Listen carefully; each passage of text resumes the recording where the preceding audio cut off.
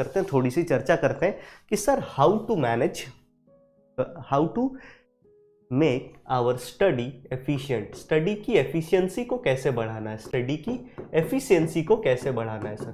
तो स्टडी की एफिशिएंसी को बढ़ाने के तो वैसे तो बहुत सारे साइकोलॉजिकल तरीके हैं। मैं किसी साइकोलॉजिकल तरीके पे अभी चर्चा नहीं कर रहा हूं, मैं ऐसे तरीके पे चर्चा कर रहा हूं जो ट्रायल एंड टेस्टेड है ना, जो मैंने अपने स्टूडेंट्स पे ट्राई किया एंड इट वर्कड वंडर्स। जैसे आप सबसे पहला काम क्या कर सकते हैं सर कि जब कभी भी आप पढ़ाई कर रहे हैं बेसिकली इनऑर्गेनिक केमिस्ट्री, तो inorganic chemistry requires only 30 minutes of yours, 30 minutes daily. बस पहली बात तो ये समझो, अगर कोई चीज ऑलरेडी बहुत कम समय ले रही है इसका मतलब है कि उसमें ज्यादा टाइम देना ही नहीं। अगर तुम 1.5-2 घंटे दे रहे हो तो समय खराब कर रहे हो। It requires 30 minutes daily. 30 minutes of study is sufficient. 30 minutes of study is sufficient. बाकी क्वेश्चन करने में तुम्हें जितना समय लग रहा है उतना, ठीक है। 30 minutes of study is sufficient in inorganic chemistry. कैसे पढ़ेंगे सर इस 30 मिनट में? जो भी नोट्स पढ़ा दिया सर ने उसको खोलेंगे, उसको सामने रखेंगे, जोर जोर से बोलेंगे, चाहे दुनिया पागल कहे बट हम जोर जोर से बोलेंगे और उसको लिखेंगे। तो वी विल रीराइटिंग बहुत इंपॉर्टेंट है सर। इसमें क्या बहुत ज्यादा इंपॉर्टेंट है? रीराइटिंग। और rewriting on the same day. ऐसा नहीं कि आज पढ़ा दिया तो परसों पढ़ोगे, ना ना ना ना ना।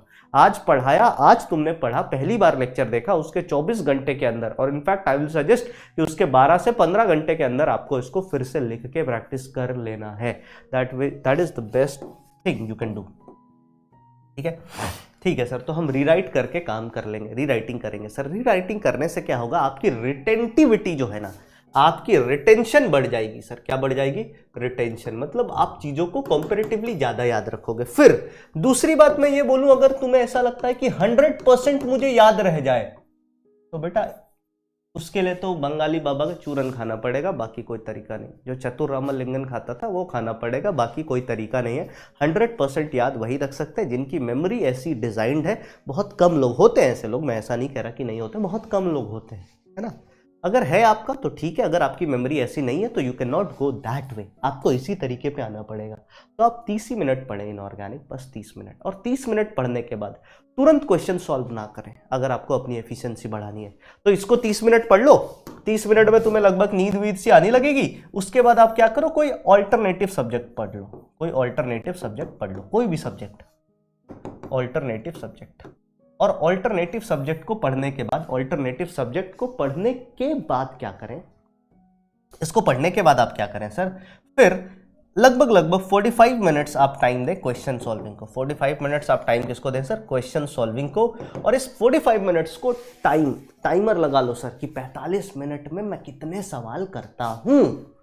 That is important. Time based तरीके से सॉल्व करें और आंसर बीच बीच में ना देखें। पहले सभी सवाल को सॉल्व कर ले, solve each question, solve all the question, और सभी सवालों को सॉल्व करने के बाद ही आप आंसर देखें सर।